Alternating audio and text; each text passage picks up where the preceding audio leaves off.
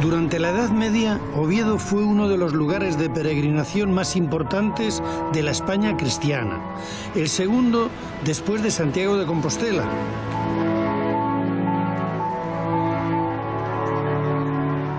Hasta su catedral, consagrada a San Salvador, llegaban diariamente decenas de peregrinos que se desviaban de la ruta jacobea en León para llegar hasta aquí.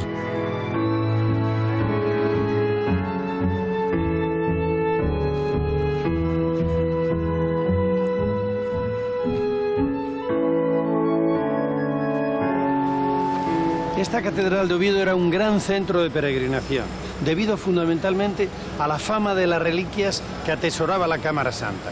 Por eso se decía, el que va a Santiago y no va al Salvador, visita al criado y deja al Señor.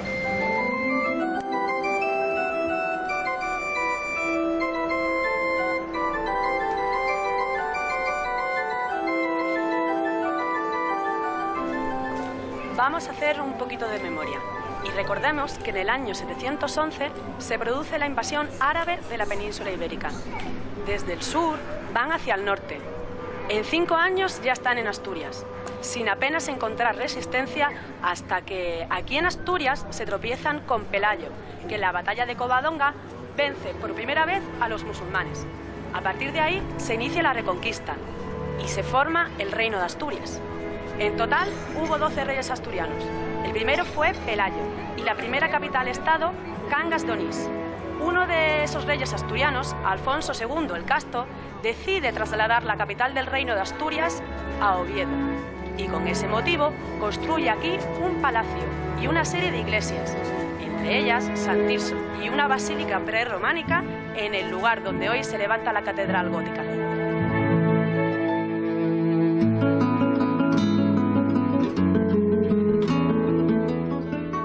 Por lo que se refiere al palacio levantado por el rey Alfonso II, se supone que estaba en este solar situado junto a la catedral. Y lo que le sucedió a la catedral prerrománica fue que a finales del siglo XIV se decidió derribarla para levantar una más grande que pudiera acoger a la inmensa cantidad de peregrinos que llegaban a visitar las reliquias de San Salvador de Oviedo. De todas las construcciones prerrománicas levantadas en la ciudad de Oviedo por los monarcas asturianos, solo se conservan la cabecera de la iglesia de San Tirso y una pequeña capilla real donde los monarcas, además de rezar, guardaban el tesoro real y las reliquias que habían ido llegando a Oviedo desde la Hispania cristiana tras la ocupación musulmana. Entre ellas destaca sobremanera el Arca Santa, una gran caja de madera de cedro construida en Jerusalén y repleta de reliquias vinculadas con la pasión de Cristo, la Virgen, los apóstoles y los primeros santos cristianos. Para eso se construyó la Cámara Santa. Tiene 2 plantas. En la inferior está la cripta de Santa Leocadia y en la superior la capilla de San Miguel. A finales del siglo IX, la Reconquista cristiana avanza hacia el sur de la península y la corte asturiana se traslada a León. La ciudad de Oviedo sufre un duro golpe del que tardará en recuperarse 2 siglos, y lo que consigue relanzar de nuevo a Oviedo es precisamente la puesta en valor de las reliquias de la catedral. Voy a entrar en la Cámara Santa, que es un lugar declarado Patrimonio de la Humanidad por la UNESCO. Aquí se guardaban los tesoros y reliquias desde la época de Alfonso II el Casto. Recordamos un poquito lo que veis ahí detrás de la verja negra. Ahí está la Cruz de la Victoria en la vitrina de la izquierda, la Cruz de los Ángeles justo en el centro y la caja de las ágatas en la vitrina de la derecha. Todo lo demás que veis son reliquias también que han ido llegando a Oviedo con el paso de los años. Estas 3 piezas son las 3 joyas de la orfebrería prerrománica asturiana. La Cruz de los Ángeles fue donada por Alfonso II el Casto a la catedral en el año 808, posiblemente con motivo de la consagración de la primitiva Basílica de San Salvador. Es el símbolo de Oviedo. Es tal su perfección que la leyenda atribuye su labra a unos ángeles que se presentaron ante el rey como peregrinos. Tras unos días trabajando en ella, el monarca se impacientó, temiendo que en realidad fueran ladrones, y se dirigió al taller. Al llegar, vio la puerta cerrada, aunque un gran resplandor se filtraba tras ella. Abrió la puerta y vio la cruz, pero no había nadie. Solamente estaban las ropas de los peregrinos, por lo que el rey pensó que habían sido 2 ángeles los que habían realizado aquella maravillosa tarea. La Cruz de la Victoria fue una ofrenda de Alfonso III a la catedral. Fue realizada por orfebres asturianos en el año 908. Se trata de una cruz relicario. En el disco central tiene un fragmento de la Cruz de Cristo. El interior es de madera de roble y, según la tradición, es la que llevó don Pelayo en la batalla de Covadonga. Ahora es el emblema de Asturias. La caja de las ágatas es un regalo del príncipe Fruela, hijo de Alfonso III, a la catedral. Es del año 910. Es una caja relicario de madera de ciprés recubierta con láminas de oro repujadas y con placas de ágata.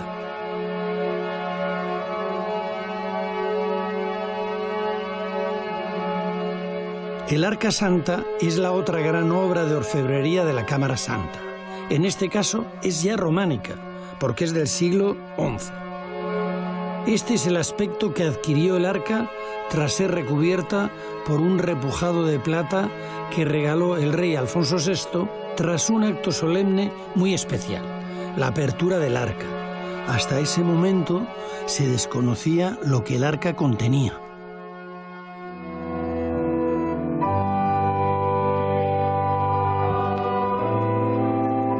El acto de apertura del arca tuvo lugar tras 3 días de preparativos, ayunos y abstinencias el día 13 de marzo del año 1075, en presencia de varios obispos y gran parte de la nobleza, entre ellos Rodrigo Díaz de Vivar, el Cid campeador. Los presentes quedaron impresionados por lo que allí vieron. Y no era para menos, porque en el interior del arca se encontraron 83 impresionantes reliquias. Púas de la corona de espina y restos de la cruz y de la túnica y la sangre de Cristo, el sudario que le cubrió la cabeza tras su muerte, un trozo del pan de la última cena, leche de la Virgen y además los restos de buen número de santos, mártires y 7 apóstoles. En suma, las reliquias más buscadas y apreciadas de toda la cristiandad. Estas reliquias convirtieron a San Salvador de Oviedo en el relicario más importante de España y la catedral pasó desde entonces a ser un gran centro de peregrinación.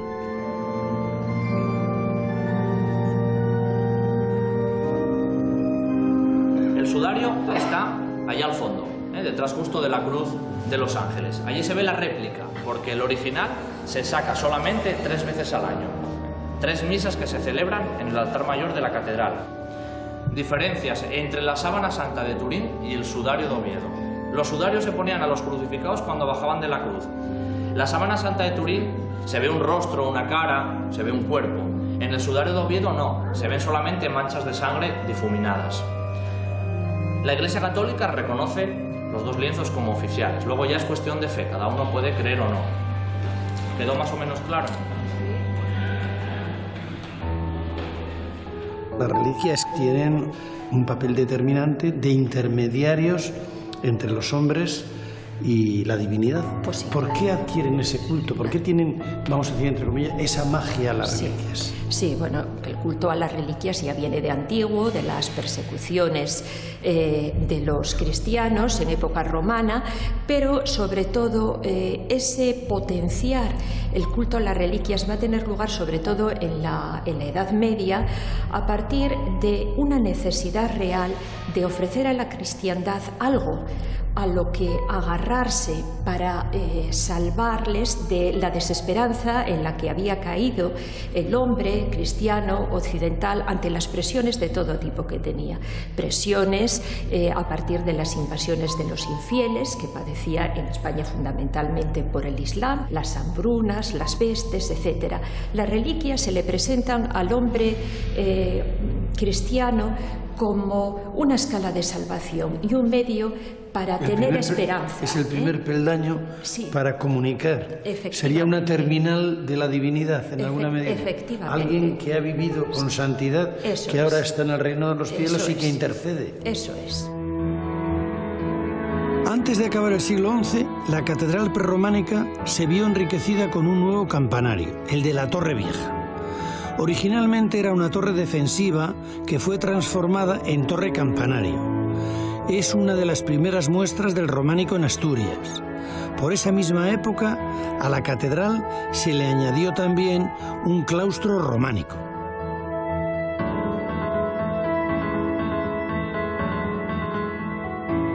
Dios como el sello, hombre Santa Catarina. Sí. Las peregrinaciones habían ido adquiriendo para la catedral una gran importancia, entre otras razones porque suponían unos considerables ingresos económicos. Por eso, a mediados del siglo XII, la Cámara Santa fue reformada para realzar el espacio destinado a la exposición de las reliquias. Para ello, se le adosaron en el exterior unos arcos ciegos de refuerzo y se sustituyó el viejo tejado de madera por una bóveda de cañón.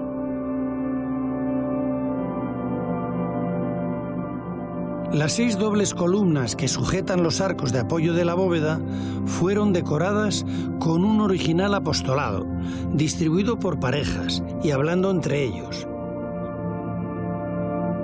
La maestría de la labra de estas estatuas columnas es comparable a las que realizó el taller del maestro Mateo para el Pórtico de la Gloria.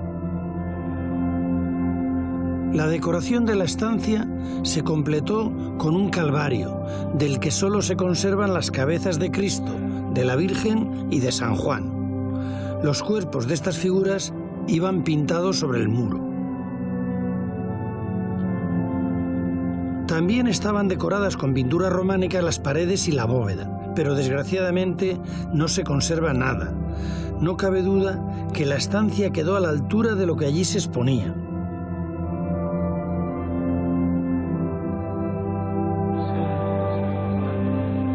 La última obra importante del románico en la catedral es la talla de San Salvador, de comienzos del siglo XIII. Es una talla de grandes dimensiones que durante la Edad Media presidía el altar mayor, desde donde acogía a los peregrinos que venían a venerar las reliquias. Es de piedra y su policromía conserva aún la fuerza de cuando fue pintada.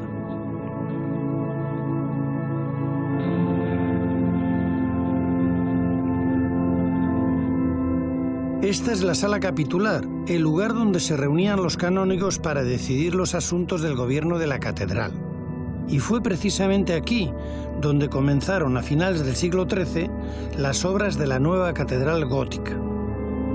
Actualmente se exponen aquí los restos de lo que fue la sillería gótica del coro de la catedral, que fue retirada de su emplazamiento original a comienzos del siglo pasado.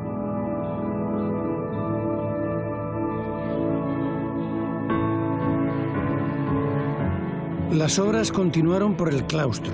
Para ello, tuvieron que derribar el claustro románico levantado en este lugar cuando se reformó la Torre Vieja. Esta pareja de esculturas que representan a San Pedro y San Pablo es lo más valioso que nos queda del claustro derribado. La construcción del nuevo claustro duró algo más de 100 años. Se acabó en el siglo XV. El segundo piso es un añadido posterior, ya del siglo XVIII.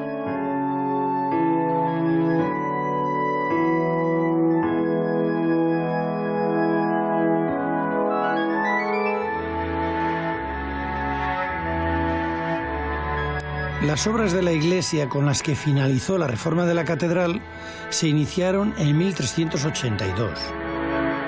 Los trabajos comenzaron por la cabecera y fueron avanzando hacia la zona de los pies, al tiempo que se iba derribando la vieja basílica prerrománica. Al principio el ritmo fue muy lento, debido sobre todo a problemas económicos.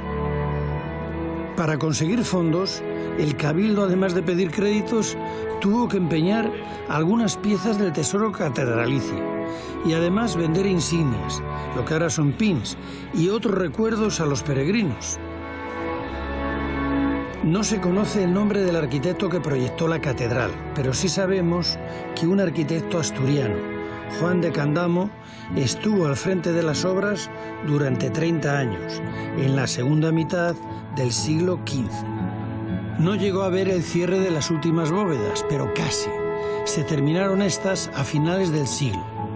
El bueno de Juan fue enterrado en la misma catedral, así que sigue literalmente a pie de obra. Él es el único maestro español de esta época del que conocemos su sepulcro. Aquí pueden ver el escudo gremial, el compás, grabado en su tumba. Sobre ella estaba colocado un retablo gótico de piedra, de gran belleza. Fue donado por él mismo y más tarde fue cambiado de lugar. Este es el famoso retablo de las Lamentaciones que figuraba sobre el sepulcro de Juan de Candamo, arquitecto de esta catedral. En él podemos ver a Juan de Candamo y a su esposa Catalina como donantes. Los ha retratado un gran artista flamenco cuyo nombre se desconoce. La escena es el descendimiento de la cruz. Juan de Candamo está decapitado. Es una desgracia porque nos ha privado de ver el retrato de un arquitecto que construye una catedral. Detrás de él está San Juan y vemos que Juan tiene el compás recogido como símbolo de arquitecto que es. Y orante también es su esposa Catalina, detrás de la cual está Santa Catalina con sus símbolos de martirio.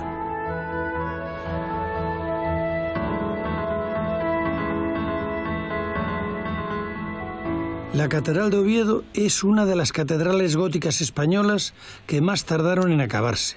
Más de siglo y medio, fundamentalmente por la falta de recursos que provocó la crisis económica que se produjo al final del medievo. La fachada que acabo de dibujar es la última parte que se realiza de la catedral.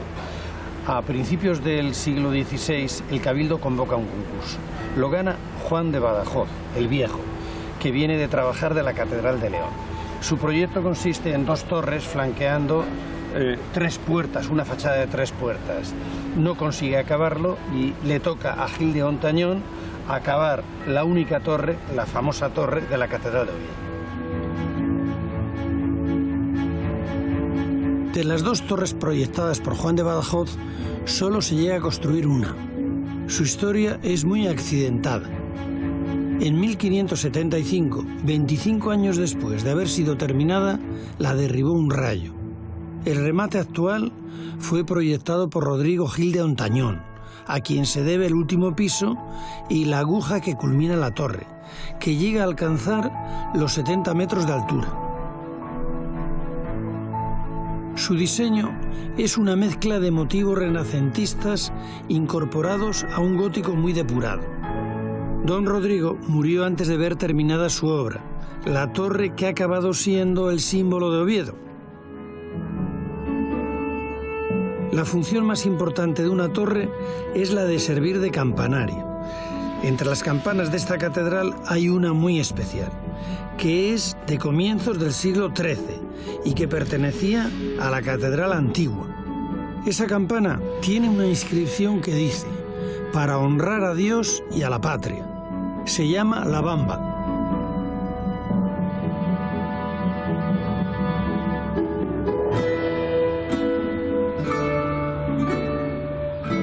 La portada está protegida de las inclemencias de la lluvia por un pórtico. Consta de 3 puertas que dan acceso a cada una de las 3 naves del templo. La puerta principal está rematada en su parte superior por un monumental relieve de mármol que representa la escena de la transfiguración del Señor. A ambos lados están los bustos de Fruela I, fundador de la ciudad, y de Alfonso II, que la convirtió en capital del reino.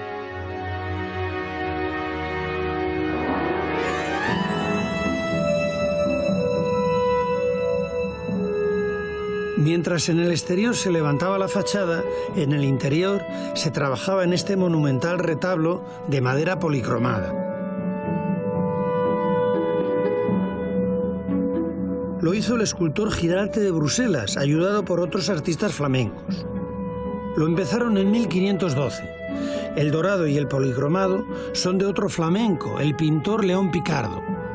El retablo lo encargó el obispo don Valeriano Ordóñez, que es este señor que reza piadosamente a los pies de la Virgen mientras ésta es coronada.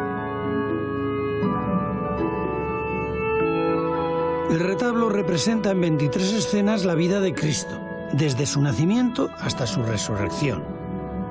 Es realmente un resumen muy pedagógico del Nuevo Testamento, pensado para ilustrar a los fieles que no sabían leer, muy numerosos en aquellos siglos.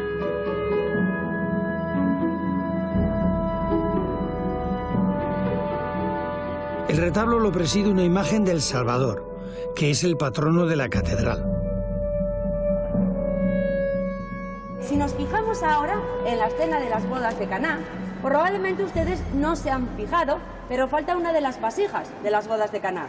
Y falta intencionadamente, porque una de las reliquias que conserva la Catedral de Oviedo es precisamente una de las vasijas originales de las bodas de Caná.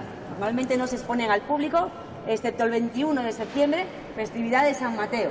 Ese día se llena de agua, se bendice y los fieles podemos beber de ella.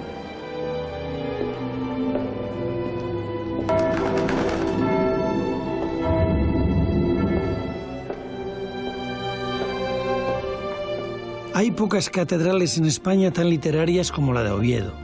Es el escenario en el que se desarrolla gran parte de la novela La Regenta, de Leopoldo Alas Clarín, donde a través de Ana Ozores, su protagonista, nos muestra la vida provinciana de Vetusta y las contradicciones de la burguesía liberal de finales del siglo XIX.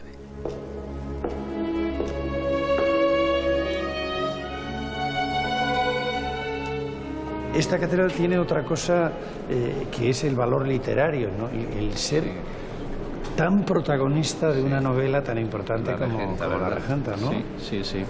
Sí, pero todavía vienen personas por ahí, sobre todo ahora en los planes de estudio, que en ocasiones, sobre todo en el bachiller, pues tratan este tema. Y no es extraño que te vengan, yo soy el penitenciario, estoy en el confesionario y me viene. ¿Este es el confesionario de La Regenta? No, mira, este es el confesionario del penitenciario.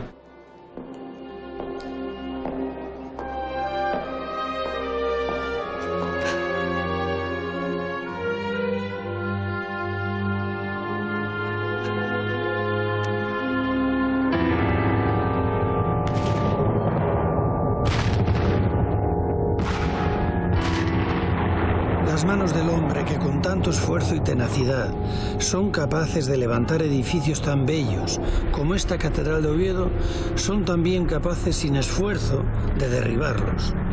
Algo parecido sucedió con esta catedral el año 34 del siglo pasado durante la Revolución de Asturias. Bueno, Benito, una catedral es una obra humana de siglos. Sí. Y a veces el paso del tiempo y la actuación del hombre van erosionando, incluso ponen en peligro la vida de la catedral. Esto ocurrió aquí en el 34 con la Revolución de Asturias. ¿Qué daño sufrió la catedral fundamentalmente? Me imagino que fueron incendios, ¿no? Bueno, hubo una explosión muy grande. Ah, ¿también? Sí, debajo de Cámara Santa, en la cripta, pusieron una carga de dinamita y la volaron. O sea que ahí están todas las fotografías de entonces, que verdaderamente da pánico. Entonces eso fue el mayor daño que hubo. Y luego, pues en ese fregado, la expresión del 34 en octubre, pues toda esta zona en concreto quedó muy dañada de tiros en las sí, hemos columnas, visto, claro, sí, sí, de balazos, en fin. El 36, en cambio, o el 37, estaba al frente en el Naranco y efectivamente la torre quedó desmochada, pero no hubo en la catedral dentro, lo que es dentro, no hubo daños especiales.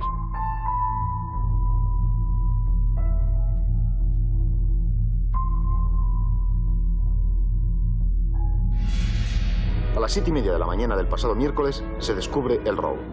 Estas son las puertas que forzaron los rateros en su camino hacia el tesoro. Así se encontraba la Cámara Santa al día siguiente de ocurrir el hurto. Se calcula entre 5.000 a 20.000 millones de pesetas el valor de las piezas destrozadas por los asaltantes. Los ladrones desmontaron la lámina de oro que la recubría, del que todavía hay restos sobre el armazón de madera que abandonaron en la sala del tesoro.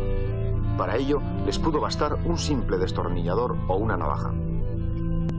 Las piedras incrustadas fueron también despojadas de la madera.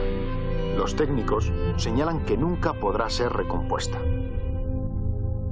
La noticia del robo de las joyas de la Cámara Santa fue la noticia más importante del verano de 1977. Todo el país, y los asturianos especialmente, se quedaron estupefactos al conocer el expolio. Unos días después, la Guardia Civil detuvo a su autor y recuperó las joyas dentro de un saco, desguazadas y convertidas en chatarra. El orfebre asturiano Pedro Álvarez, ayudado por su hijo y otros artesanos, fueron los encargados de intentar su restauración. ¿Y cómo lo encontrasteis vosotros? Nosotros lo encontramos, bueno, pues la encontramos en unas condiciones fatales. No sé qué palabra emplear. Yo creo que congoja. Cuando te llegan todas aquellas piezas machacadas, quemadas. Había zonas que estaban negras porque las habían intentado quemar seguramente con un soplete de estos de butano. Estaba, bueno, el espectáculo era horrible. Y la Cruz de los Ángeles estaba en un estado de destrucción tal que incluso hay un informe de expertos que dice que era imposible de restaurar. Tras años de trabajo en colaboración con una comisión de expertos, las tres piezas recobraron el esplendor que siempre tuvieron. La restauración permitió además conocer mejor aspectos desconocidos hasta entonces. Lo que hicimos fue hacer una especie de radiografía completa de las tres piezas. Se hicieron todos los análisis posibles que se nos ocurrieron, todos se hicieron. Por ejemplo, la Cruz de la Victoria. La tradición a lo largo del tiempo y todos los documentos antiguos siempre hablan de la madera de roble de Pelayo. Y efectivamente salió. Es de roble y de roble del país. El restaurar piezas tan antiguas nos pone en contacto con la técnica de los artesanos que lo hicieron. Sí, sí. ¿Cómo eran aquellos artesanos? ¿Qué conocimientos tenían? Trabajaban mejor que nosotros. La técnica que utilizamos ahora es la misma. O sea, lo que pasa es que tenemos una tecnología que nos permite ganar tiempo, pero la técnica que utilizamos es igual. En la Cruz de los Ángeles, concretamente, si nosotros tenemos que hacer ahora otra vez una Cruz de los Ángeles, la hacemos, pero tenemos mucha dificultad. Y si nos trasladamos al año 808, que son 1200 años, es que yo me imagino a aquella gente vestidos con sacos y con pieles de osos y haciendo aquellas cosas, y es que dices tú, bueno, es que esta gente eran unos fenómenos.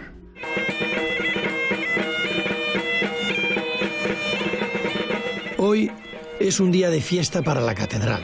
Hoy es San Mateo y es uno de los 3 días al año que se muestra al público el Santo Sudario o Pañolón de Oviedo. Es el momento de obtener la indulgencia o perdonanza. Es el momento de ganar el jubileo de Oviedo.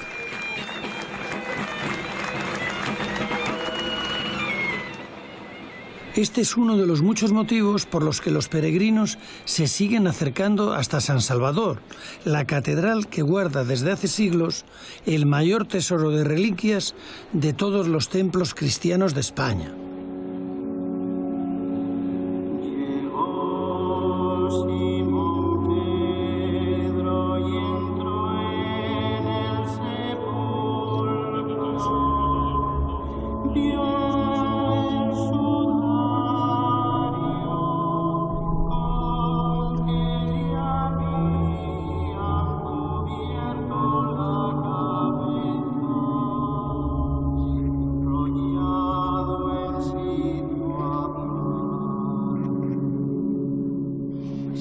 has sido bueno con tu tierra, has restaurado la suerte de Jacob, has perdonado la culpa de tu pueblo, has sepultado todos sus pecados.